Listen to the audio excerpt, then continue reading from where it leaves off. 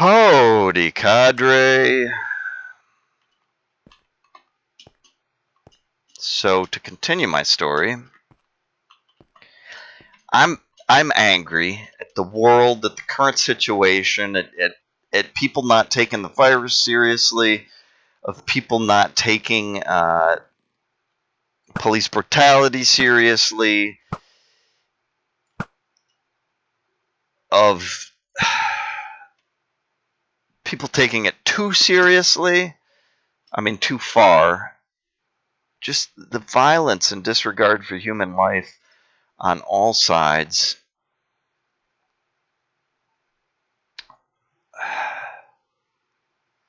So I'm driving home from the post office with no result. They said, we'll call you Monday and try and work this out. Figure out where your mail is and what's going on and how we prevent it from happening in the future, I hope.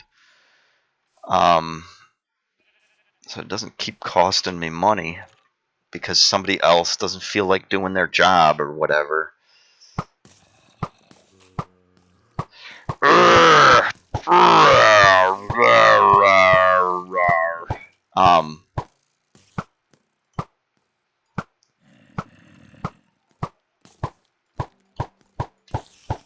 should make a video that's just this. Just this for 38 minutes.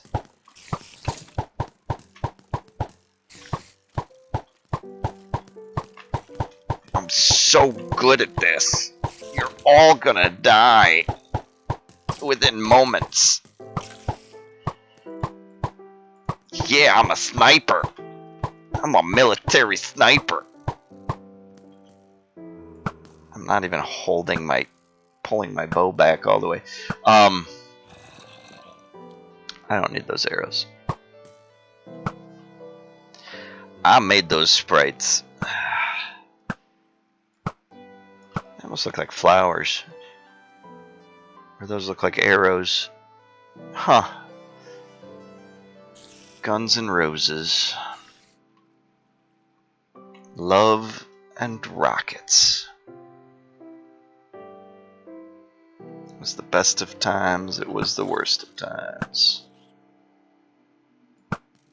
There.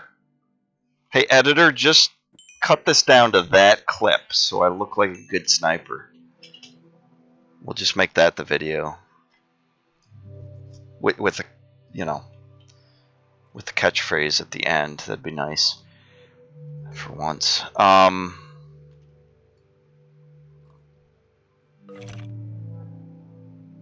Ha!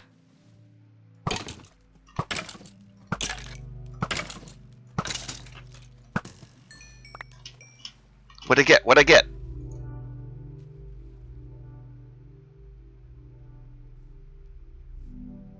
Just a bone, I guess.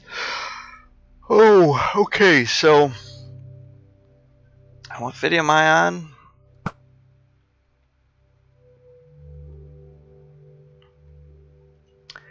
I was gonna go home. But it was a really nice day and I wanted to spend more time outside. And I knew there were protests going on all over the country. And that they were becoming daily things. And I knew that locally there were protests occurring at a county or district court that's not too far from my house. I mean, it's at the edge of the city, so it's far from my house, but it's just at the edge of Ann Arbor. It's not a long drive. And so, kind of on a whim, I mean, I guess I hesitate to call it a whim because I made the decision, but I made it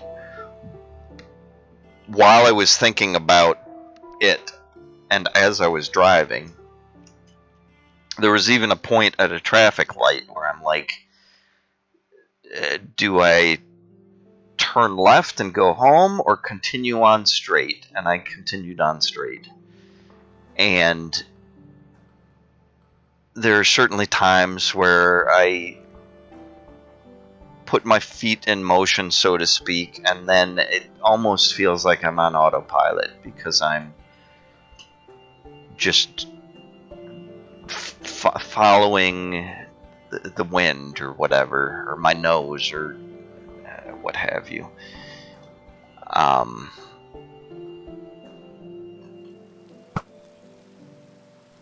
So I drove down past the courthouse, and I didn't know if the protest was occurring that day. I certainly didn't know what time it would be occurring, or who was organizing it, or who would be involved, or the size of it.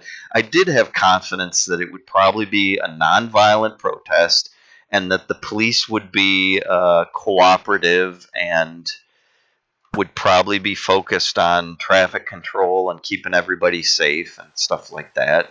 And I was correct about all of that.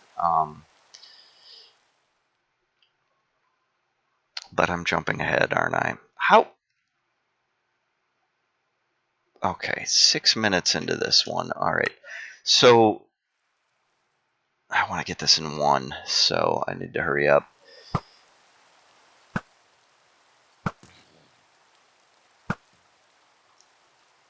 So I drove past the courthouse and was looking for a place to park, and I found a spot. I won't go into that detail, but I walked just a little ways through a church parking lot over towards the courthouse, and as I was driving in, there were cops on the sides of the road who actually kind of sealed the road behind me. That they started pulling into the street and redirecting traffic. So I'm like, something's going on. And I had to turn around. I got to a dead end as I was looking for parking, and I turned around, and there were three guys standing there. They looked like they were about to buy weed from each other, but I don't know. That's not important to the story. Just that, it's not important to the story. I rolled down my window and I asked, "You guys know anything about protests or whatever?" And they're like, "Not really, but it'd be there by the courthouse if it was." And I didn't do that, so I parked my car, secured it, left my wallet and stuff I didn't need in the glove box, and I took with me. I was wearing an N95 mask. Which is kind of the cup kind that seals well and is meant to block 95% of particulates. But not a lot of average citizens are wearing those. I'm wearing it because I have them for work. But so I might as well use them since I have them. And I put gloves on because I thought, if I'm detained by police or manhandled by somebody or whatever, I just might as well put them on. Again, that's something else I have in my car for work, and took my cell phone with me, started it recording, put it in my front pocket. I figured I'd just record the whole thing. And I walked down there and found that I had missed the start of a protest, but I was basically there at the right time, just a few minutes late. They were already walking down Washtenaw Avenue under the highway, and so I walked behind them by quite a ways and into Arborland Mall, which is an open air mall. Just a retail strip, really, but it's curved in a horseshoe shape or whatever. And they were gathered in front of a shoe store, shouting slogans as I approached, and I got there in time. I stood among them, and I didn't really shout because I was mainly making a video that I thought I might upload here. I've changed my mind on that for reasons I won't get into, but some of it had to do with this incident for sure. That's what inspired my thoughts and led me to that decision. I don't know why I'm just flying.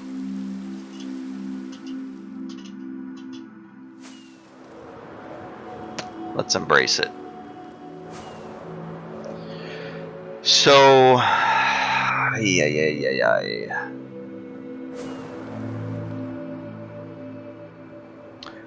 It was a peaceful gathering after some chanting. I was gonna say shouting and chanting, but I said shouting. Wow, that's an open swamp.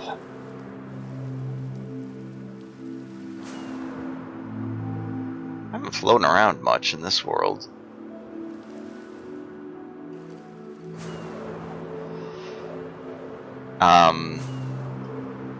A couple speakers spoke. Wow, good job, Druid. And it was good stuff. You know, they talked about police brutality and systematic racism and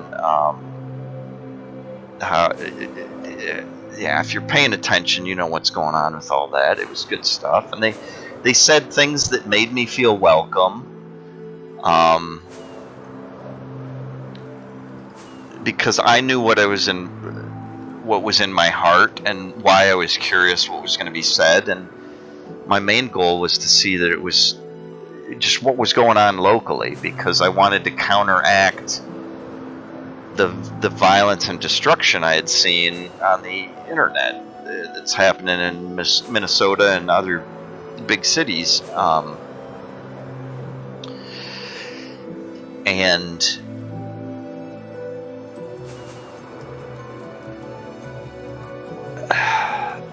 yeah, and a lot of it now is people from out of town causing the violence. I think there were 20 people arrested in Detroit. Or maybe I'm confusing that with Minnesota. Anyways, they both said they were pretty much all people from out of town that had been arrested. And that could be... Wow, I'm getting off track again.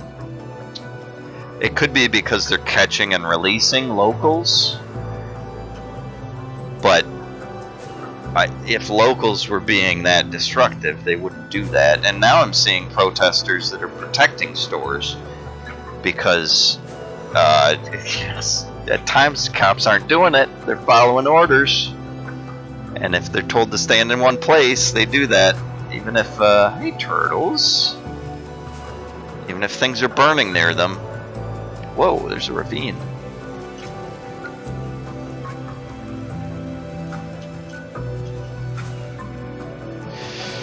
So, okay. So I felt a little bit uncomfortable in the crowd. I could tell I wasn't dressed appropriately. I had brown pants and a blue shirt on, and I knew I looked like a cop even before anybody approached me or anything. But the organizer was an African American woman who said I liked her speech, and she said a few things that made me feel like, yeah, I'm glad I showed up to increase visibility. And the main thing I thought I would do is record the protest and share it so that it would just be a small example that some people could see that not all the protests are violent, causing fires and destruction of property and stuff. And it's not just cops hurting black people and black people hurting cops and people breaking windows and burning buildings and stuff, but that there was much more going on, and that there was a lot of people concerned about the police brutality. And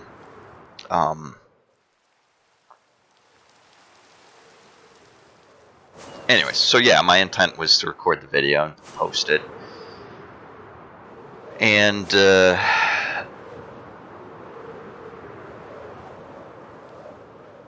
then the protest walked back down Washtenaw Avenue, and it stopped under the highway, which was blocking traffic on Washtenaw Avenue.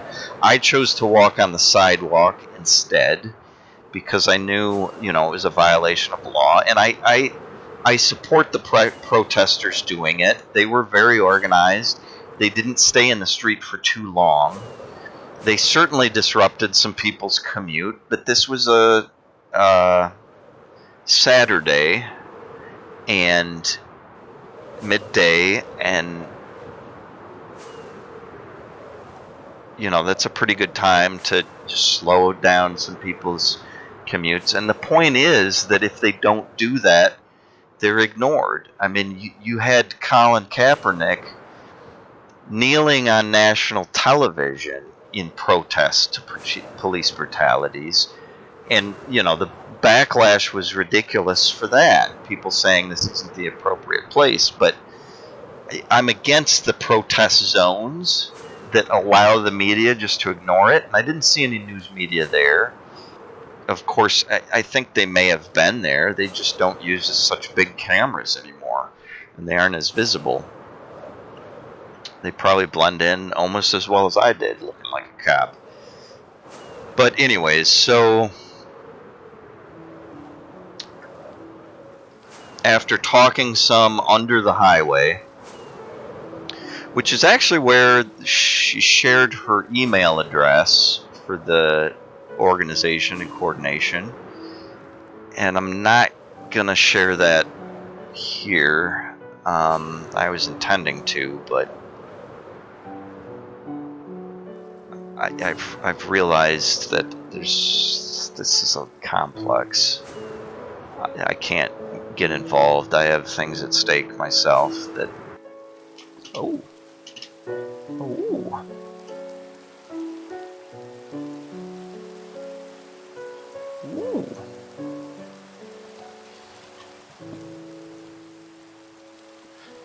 We have half a mushroom.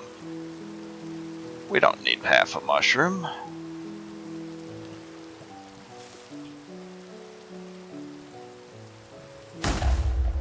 We have no mushroom.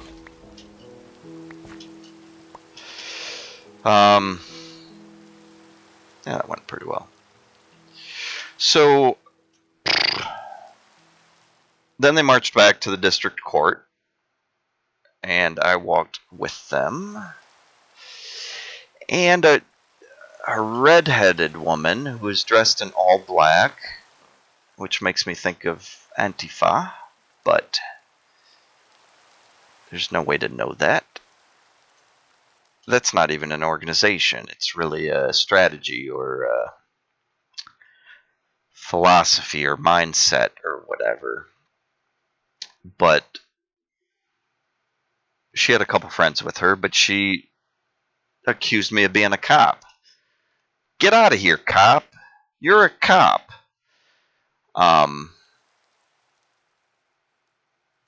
And as we were walking back to the courthouse, she flipped me the middle finger.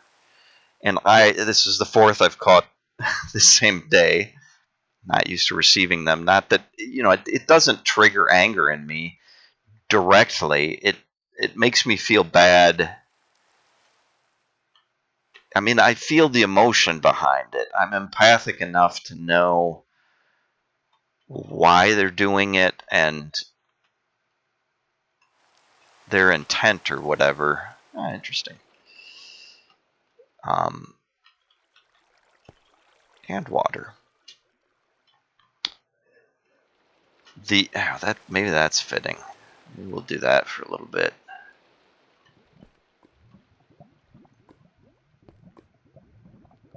Yeah, we'll see if we can see when the sun rises. So, the story. She gave me the middle finger, and I responded with the peace sign. My intent was to share the idea that I'm here for peaceful reasons, I'm a hippie at heart, whatever, and she just kind of sneered at me. But I just kept walking away from her, but with the group. Well, actually, at the time, no, I was standing still because I was getting a shot of the entirety of the group. I was trying to capture the size, but then also get in amongst them to capture the volume. So, and a lot of my footage is just garbage because I had my phone vertical, and even though at one point I turned it horizontal to get the panoramic, but I thought the phone would rotate it midstream, but I guess that doesn't make sense. Anyways, it's the first time I've done video with my smartphone, my new smartphone, so and yeah, my previous phone, I never really did video with the intent of putting it on YouTube. But anyway, so I just stayed still and she walked past me with that peace sign thing. But then we went to the district court and there were more speakers and the organizer spoke again. And I was recording that and I was holding up a peace sign occasionally, even though my intent wasn't to participate in the protest. I didn't even know what organization was there, what their motives were. I was mainly there as an observer, but it's hard not to stand among them and still hear, and it's hard to completely pick alternate paths when they're just walking down the middle of streets and stuff between specific locations. Anyways, so while there's a lull in the action at the court, or after the speakers finish or whatever, a pretty large black man approaches me and puts a phone in my face. And this probably isn't going where you think it is at this point. He asked me, and I didn't hear him at the time. Now that I've looked at the footage back, I know what he said better. He asked me with a phone in my face, and I was holding a phone too. Well, it was in my, I was thinking I was holding it at that point, towards the speaker and just in general. But he had now stepped in my field of view with his own phone, and he said, Hey, I'd just like to ask you something. I haven't seen you at these before, and I'd just like to know your opinion. Is there such a thing as white privilege?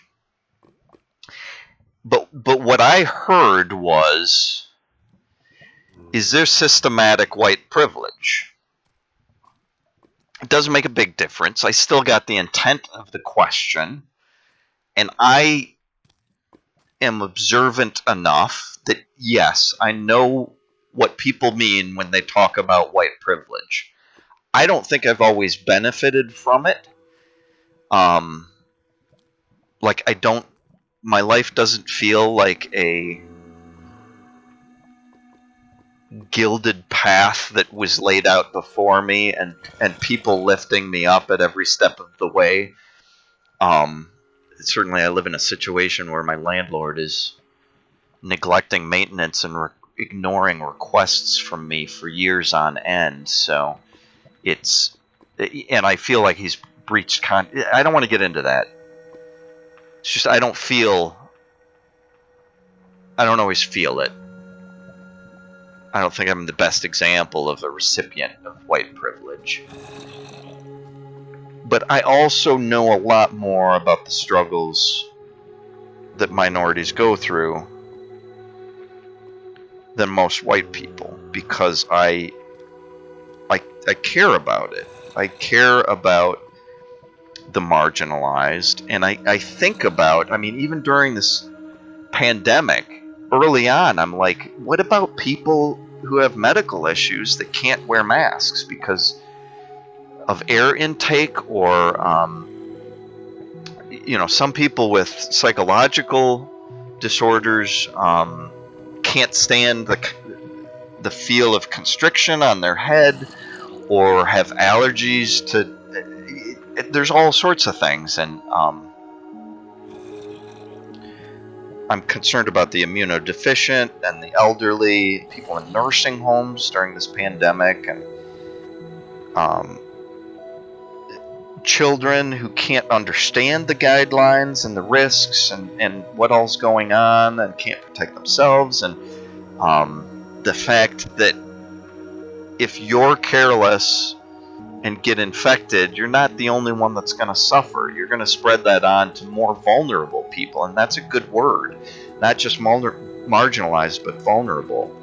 And a lot of things pile up when you're living paycheck to paycheck at a minimum wage job where somebody else sets your hours and can flex them up or down.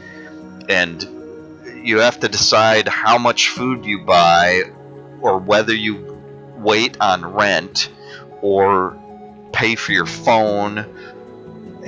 And people that have them, anyways, I care about all that, and I worry about how our society isn't supporting the most vulnerable among us, and especially with the big tax cuts that help the wealthy a lot, and then they throw scraps to us, crumbs, so that we feel like we're involved. But the way you're just getting the rich richer through taxpayer money, and how corporations can have offshore accounts, and man, it's hard to stay on track. Because this is complex issues, multifaceted, that touch on all aspects of society. Food distribution, the medical system, healthcare, insurance, policing, racial tensions, white privilege, the boys in blue and the thin blue line, and the codes of conduct, the fraternities and bonds, like where all the different people involved are drawing their lines around what they consider their tribe and excluding things that are different. Okay, this fire isn't helping at this point. And the sun is rising. Okay. Oh, the water stops the music. Interesting. So, yeah. So my answer was a little bit stupid, because I thought he said, is there such a thing? No, I thought he said, is there systematic racism? Or, sorry, is there systematic white privilege? I thought that's what he said. And really what he said is, there's such a thing as white privilege. He just wanted, I think he knew that if I was a white supremacist or an undercover cop or something, that I would either say nothing, or I would avoid interaction, or I would speak my truth and kind of reveal myself as an infiltrator or outsider or whatever. So what I said is, yeah, it's in the system. It's systemic. I said something like that because I thought he had heard the word, and so that was a complex thought that is white privilege systemic? But it all relates to the police brutality, and that's what they're there protesting, and that being the trigger is, they were part of the Black Lives Matter. A lot of them had Black Lives Matter signs, but this group here in Ann Arbor, in Washtenaw County, is quite diverse, and there were a lot of white people. I saw people that looked like hippies. I saw young kids that were with their parents, both black and white. There were some Hispanics there as well, not as many. There's not a whole lot in this county. I didn't see any Asians of any sort, even though we do have a lot in this college town, a lot of Japanese and Koreans, and people from Singapore and all sorts of places. There's probably some Chinese too who come to the University of Michigan or Eastern Michigan University or even Washtenaw Community College. Huh. Oh, hey. They come to school, so they're often living on North Campus or whatever, to study computers or music or whatever.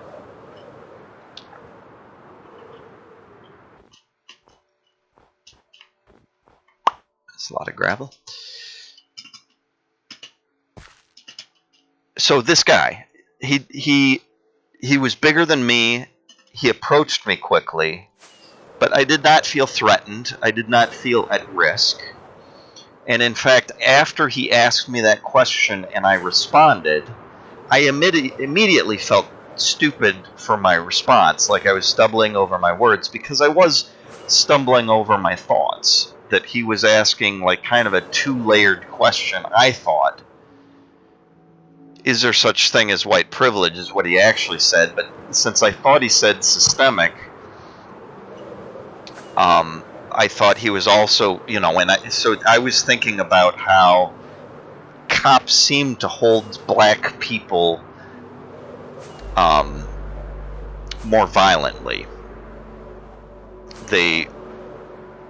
In fact, I had just watched the CNN reporters get arrested, and they first arrested the black reporter. And then they went on to arrest their security guy, the cameraman, and the producer that was there, or director, or whatever he was called. And so, yeah, this older black man obviously felt comfortable with my response, and I mean, not comfortable, satisfied with my response, that he had identified me as not a threat, but somebody who was on their side. If a white man admits that there is such a thing as white privilege, then they're at least aware of what's going on and not there to make things worse. Hopefully. And I don't know, he may have just been checking to see if I was a cop, because probably a cop in that situation would just say, get away from me, or, I'm just trying to listen, or whatever, or nothing, just, step out of the way, get out of my face, I'm not here to talk to you. And my response was to stay calm and try to answer his question and agree with him. And I kind of thought he was going to ask me more questions, but he seemed satisfied and turned around and walked off. He was mainly talking to his own phone, making his own video. And so, I may be out there on the internet somewhere, looking like a not well-spoken white man that doesn't, wandered into some place he didn't really belong or whatever. But none of that made me feel like I shouldn't be there, really. None of that made me feel like I had made a bad decision to show up. And the goal of the movement is good, and I don't feel like I should participate. I can't become a member of their organization because of certain professional commitments and oaths that I've made.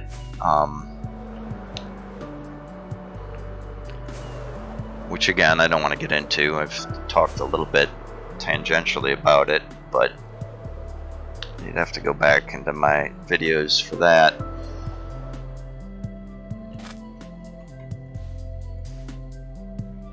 Anyway, all that's well and good, but then I went to leave and crossed the path of the redhead again. And the redhead yelled a few more times at me that I was a cop. And it just really got under my skin because I've always had an anti-authoritarian streak. Just kind of an inherent distrust of people with authority, and not even everybody with authority. Just a certain type of person who embraces their authority or craves the authority, demands authority, revels in authority. And I don't just mean power-hungry people, although that's part of it. There's, some cops probably got bullied as a teenager and they want to be the bully, and that's why they go into that profession. But the first thing you learn as a kid is that cops are good and they want to help people and enforce the laws so that people don't get hurt or have their things taken from them or destroyed.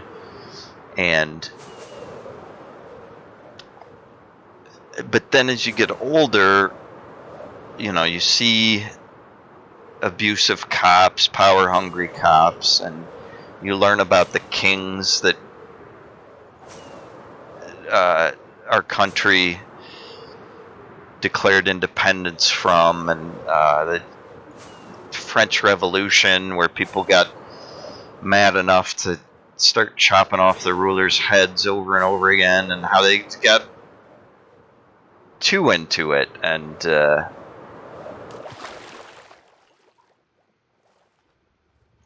ship almost caught my attention, but this is prettier. It's definitely prettier. God, this is extensive.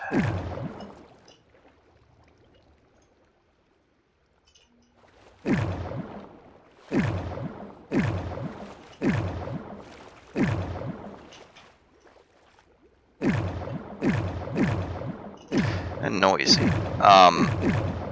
Wow, this is a lot. This is a lot.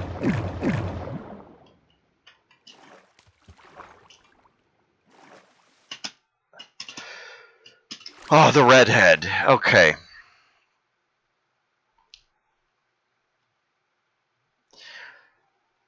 So I felt stereotyped and misjudged, and I'm well aware of the irony, the multiple layers of irony, and let me try to explain quickly. What time am I at? 40? Yeah, 38. Pretty good judge, I guess. This is cool. I don't see ravines like this often. Usually they're cut. Well, this is more complex. This is an amazing seed.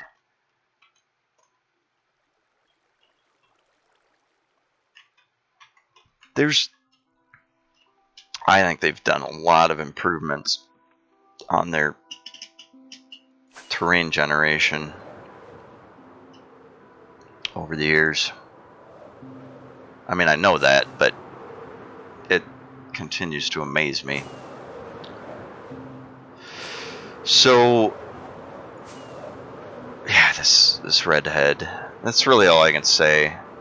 The irony that I go to a Black Lives Matter protest, just kind of on a whim to observe, and that I'm a white guy with a real short haircut, like almost shaved. It was shaved a little while ago, but hadn't done it recently. Yeah, just looking like a cop with my PPE on, just looking like a cop. And the black people make me feel welcome and safe. And this white woman, who now I want to call Karen, just man, this triggers things in me. I never use the phrase panties in the bunch, but that's what comes to mind with this interaction I had with her. Which it's ridiculous. It has nothing to do with, like, what a vulgar way to try and explain how she's feeling, why she's angry. It has nothing to do with it. Like, all you need to do is adjust your undergarments and you won't be so mad. You know? And I earlier my mind kept jumping to, like, hothead or things like that could be seen as code for a redhead who can't control her emotions, a stereotype that they have to deal with. And I'm sensitive to that, aware of it. And also, my mind could jump to the B word that a lot of white guys would throw out there, or a lot of Americans, I should say, American males would throw out there for any woman that got a little bit angry. In our culture, men are only supposed to be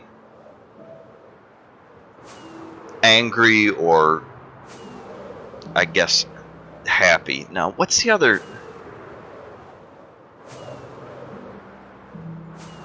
I don't know. Men aren't supposed to be sad or depressed, or, they're not supposed to cry. They're not supposed to show weakness or too much compassion or whatever. And then, women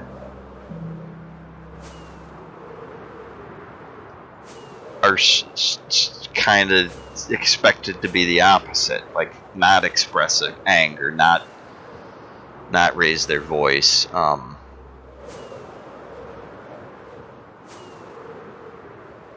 Yeah, I don't need to focus on these stereotypes.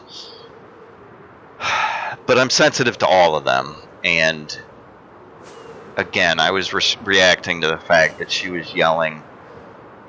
She knew nothing about me, but was yelling at me that I was a fracking cop and that I shouldn't be there or whatever. So I took a couple steps forward, back towards her, because I had been walking away, but she was yelling at me. And I felt like if I was going to speak, I needed to be slightly closer. And I'm talking about like 10 feet to 8 feet is the sort of steps I took. And I was gesturing to my clothing saying, "You're judging me based on appearances, because part of what was frustrating me was the irony of me trying to show up even though I felt out of place. I knew I seemed out of place at this protest, but I at least wanted to be a documenter and observer. And I was, my prime reason for being there was just curiosity. And again, to put my mind, to assure myself that nonviolent protests were occurring, and they were occurring locally, and that they weren't, like, the whole country wasn't on fire or looting stores or whatever. And there's a big ocean.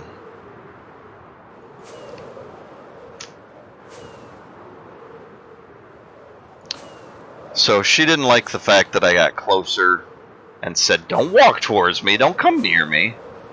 And she had two of her friends there. I had no intention to do anything, and if I was a cop, I wasn't going to do anything.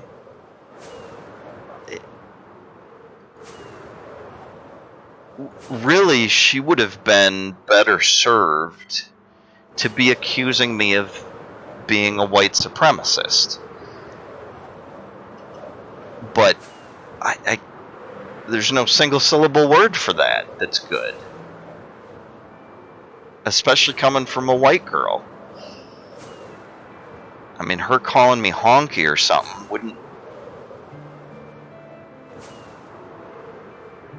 wouldn't do much, or cracker.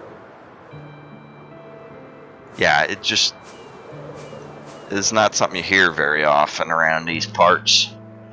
Around here, don't hear crack around here. Unless it's followed by barrel.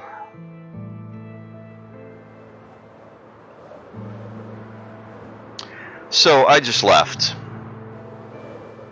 at that point, but it certainly made me feel like I wasn't welcome. And the irony is that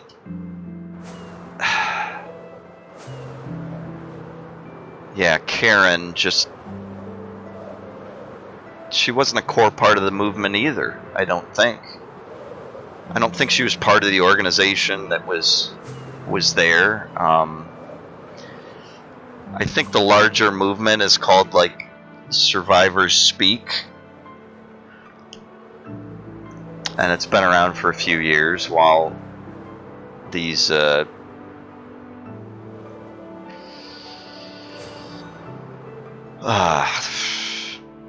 all these separate incidences of police brutality against black people have been occurring, getting recorded and shared on social media and stuff. And yeah, then I started thinking about all the potential ramifications. Like, if I post this online, might somebody find it at one of my jobs and think that I was there as part of an organization to actively protest, and without knowing what organizations were present and what their goals were, or attitudes, or manifestos, or whatever. I just realized that after I started thinking about it, after getting home,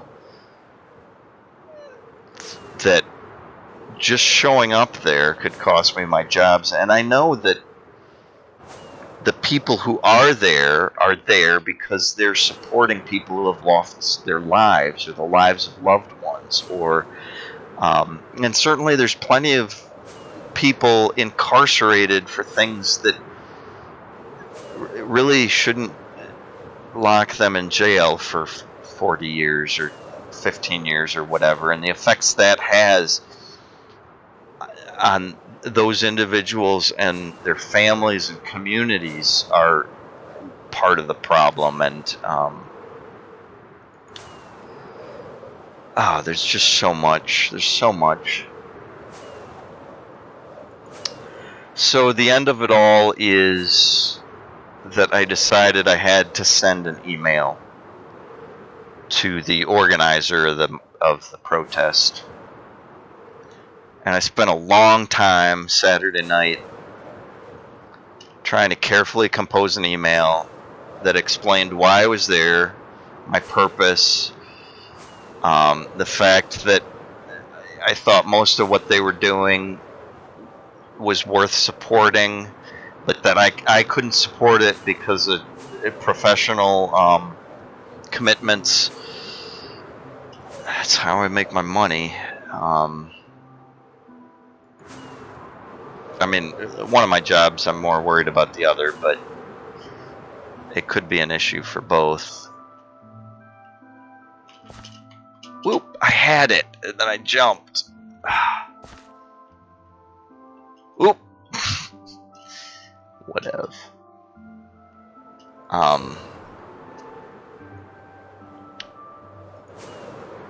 Yeah, spent a long time composing an email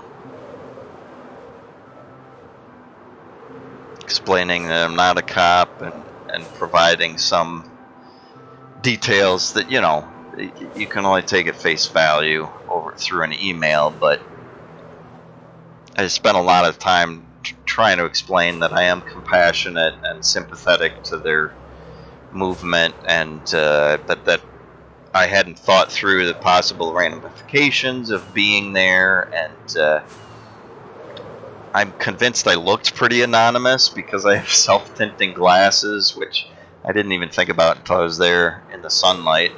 And, I'm wearing my PPE, including nitrile gloves, which just makes me look even more like a well-prepared agent of some sort. But I explained that nobody had asked me to be there. Nobody had told me to be there. I wasn't a part of any organization that led me to be there. And I ended the email saying that, I'm worried now that I made a mistake and shouldn't have been there, and don't feel like I can post the videos, because that itself may be seen as an act of protest, or the whole thing sucks because I want to do more, and I don't think I'm part of the problem, but that's a big point of this movement, is if you have a position of power and are just turning the other way, and that's not me. Whoa, waterfall. Oh, it doesn't really go anywhere.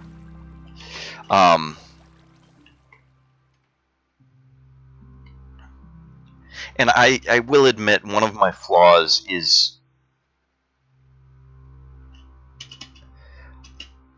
I kind of have a natural stance of being an observer. That it's easy for me, and maybe it's because of becoming a photographer, being interested in videography, and now I'm a technician that does documentation.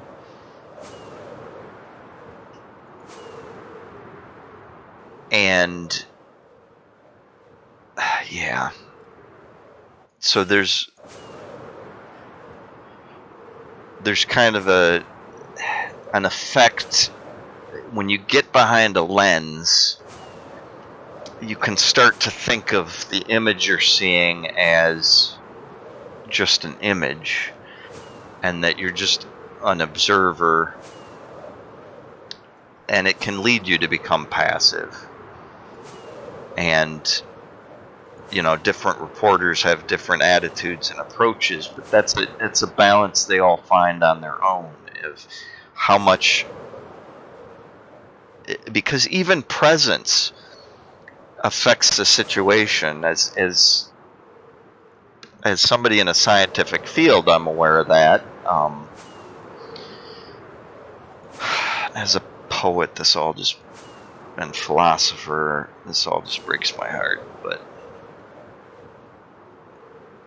And just the irony that George Floyd died because of stereotypes and perceptions, and this cop felt he was dangerous. I mean, actually, there's evidence that they may have known each other, so it may have been a personal vendetta or something that led to the rage and the decisions, but that doesn't explain the other cops with him. There you got to go to the code of silence, the fraternity, fraternal order, brotherhood, or chain of command, or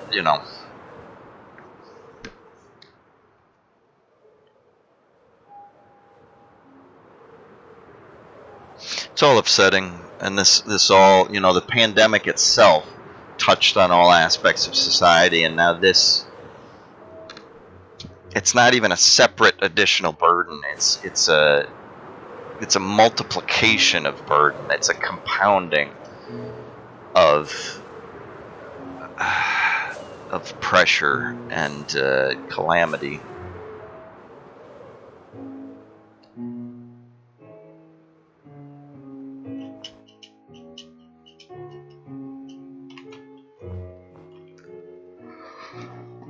And yeah, so for me, and I know my heart, to just be accused of being an outsider, an infiltrator, an agent of the capitalist, corporate, authoritarian you know, or yeah, it just,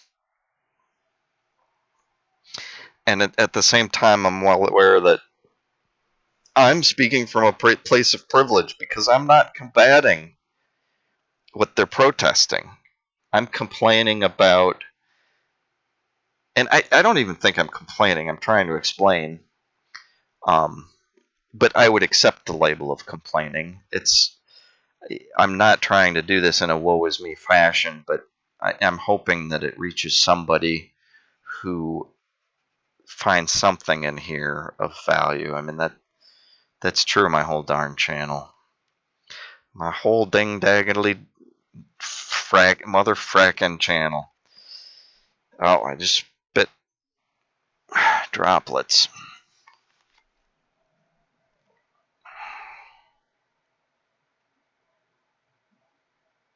Yeah, I hope something in this story has meaning for somebody.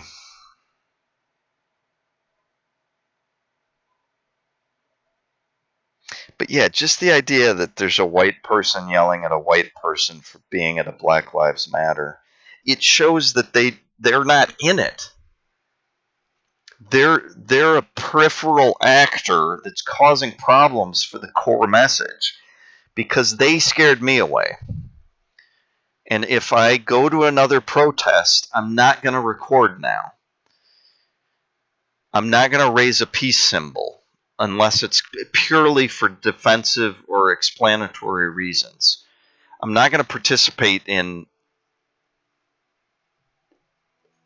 any way if I can. I don't want to. I can't put myself in that position, even though I'd like to. I'd like to lend my support. I'd like to amplify my voice, their voice. That was my intention. I didn't see news media there, and I thought, well, I'm one more person that could spread their message, and I don't think there's so much being shared on social media, and we have so much freedom to share so much, whether it's memes, and memes are one of the best ways to share political ideologies and concepts that can possibly wake people up, shift their perspective, and I do a lot of that. That could be seen as activism, but I'm not a part of any organization, and I really have two outlets that I primarily use. This is one of them, YouTube, and I don't talk a whole lot about my personal life or experiences. I don't have a specific agenda. The most specific I can get is anti-reductionism, and I've talked about that since day one. Well, day 3, whatever. And that is a broad underlying conceptual focus that a lot of people don't understand, and that's partly why it's my focus. But this relates directly to reductionism. Stereotyping is reductionism. Tribalism is reductionism. The thin blue line is reductionism. The Black Lives Matter is reductionism. But I understand that they're trying to overcome the prevalent and systematic racism. And that a good analogy for that is saying all lives matter at a Black Lives Matter protest is like saying all houses matter when only one house on your street is burning. If it's only your neighbor's house burning and the fire department shows up and you start yelling all houses matter, why are you why are you protecting that house and not all of the houses on the block? That's what we're talking about. I mean, that's what they're talking about when they say Black Lives Matter. And now, just like I feel like I can't use the N-word, and I hate that phrase, the N-word. I've talked about that before, but now I feel like I shouldn't use the phrase Black Lives Matter because it could be misinterpreted. And, well, yeah, what is protest? Am I engaged in protest right now? Sharing ideas? I'm not too worried about it because I have such a small audience.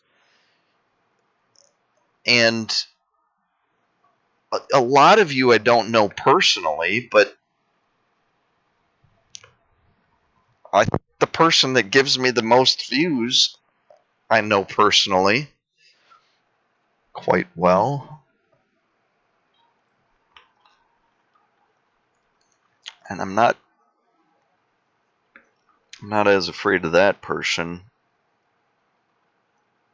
And honestly, a lot of my viewers now might just be bots. It really is disheartening that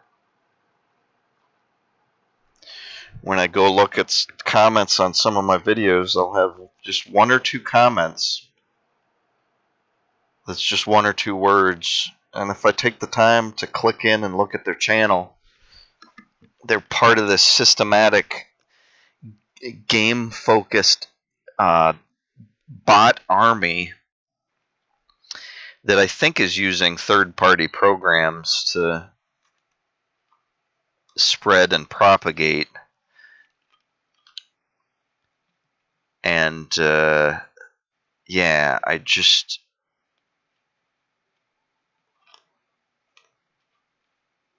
am I at an hour now? What am I at? Yep, hour and 2 minutes. I actually have a pretty good sense of time when I'm just talking. That's strange. I guess when I'm thinking, it's at the speed of thought. And it's not steady, but the fact I'm converting thoughts into words marks out the time sequence. Oh my gosh. I'm sorry this wasn't more organized and that it's 2 hours to tell this story.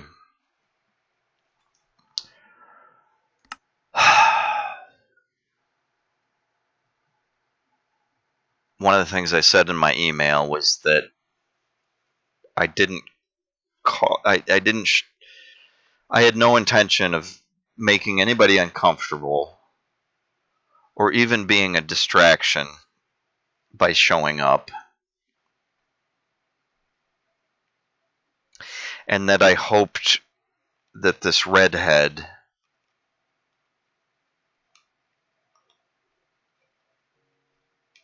wouldn't cause them any problems.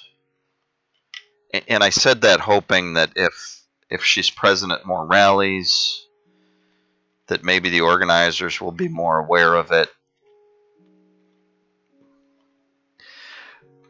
But I think, especially in a racially diverse area like we're in, and we're divided. Like, I see the compartmentalization of the races in terms of they live in certain neighborhoods. They can rent in certain areas, and they aren't as visible in certain other areas. And there's a lot going on in my town, especially because of the universities, beyond just property value or proximity to downtown or things like that. In fact, we have a little bit of an inversion that a lot of the low-income housing is more on the edges of town. The center of town has such high property values because the students need to be close, especially the younger ones, to the university, which is quite close to downtown. And even that creates up space. Oh, now I'm getting into urban planning. Spatial relationships. The west side of town is wealthier because it's where the downtown is, so there's more long-term residents. And then near me is what I sometimes refer to as the student ghetto, and I hope I don't offend anybody by that. but it's landlords and property management companies that rent to students. And there's a lot of turnover because they tend to move year to year, and the landlords don't necessarily take care of the properties well. And I could go on, but the point I wanted to make is that a Black Lives Matter march that's only black people is a lot easier for white people to ignore or dismiss. Even if it gets put on their television, even if it happens to come through their algorithmically controlled Facebook news feed, or the tweets of the people they pay attention to, or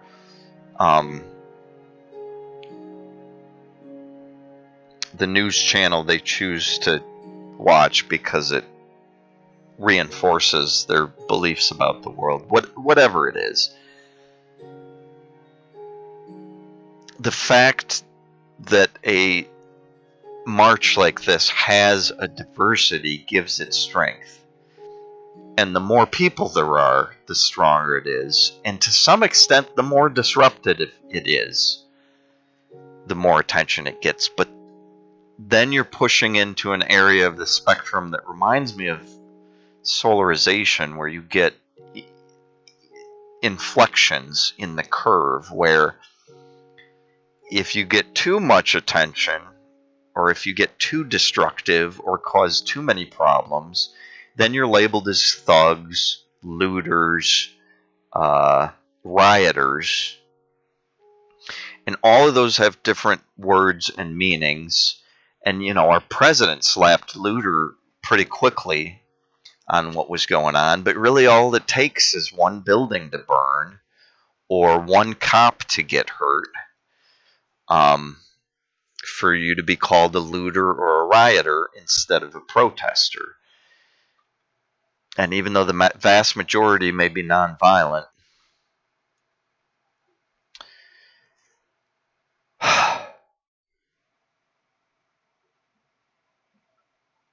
it's a lot going on. So just to kind of reset and release, I don't want you to think that I am personally offended by any of that. I understand why that woman accused me of being a cop. I am still frustrated that she wouldn't listen to me, that at a protest where people are trying to have a voice, mine was silenced, and my reason for being there was dismissed and ignored, and that this woman was blind to the person I truly am.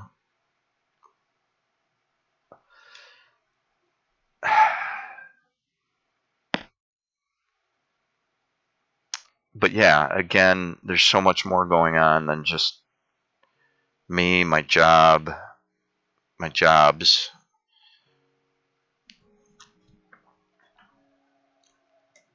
I would have never been there if it was just about me and my jobs.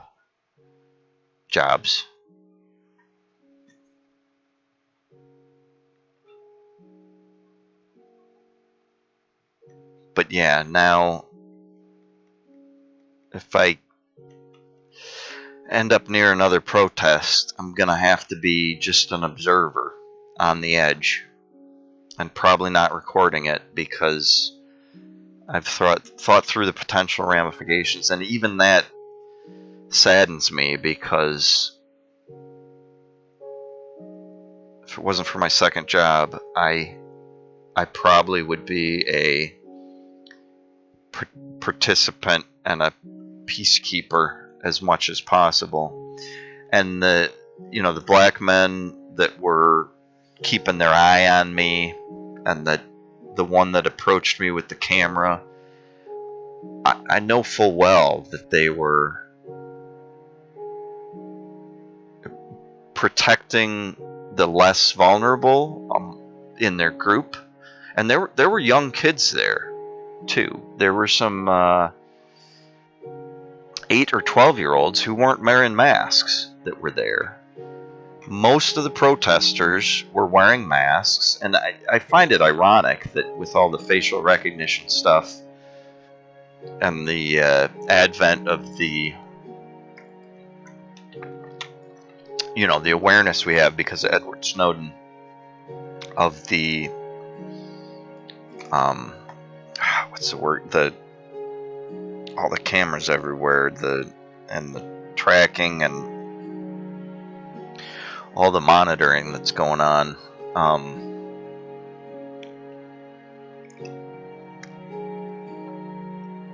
The complex databases and social media and surveillance. That's the word I'm looking for. The surveillance police state. With the advent of the surveillance state, I think it's interesting that now we're supposed to wear masks, which is, subverts facial recognition and all sorts of stuff. Of course, I had my phone on me, so if the cops care, they know where I'm at. But I passed my FBI background check, and yeah, my intent was to observe. But now I feel like I can't play the role that I was contemplating playing, which is to amplify their voice. Because this one person raised her voice at me, that was the trigger, but yeah, it's really just the potential unintended ramifications, the ripples, if you will.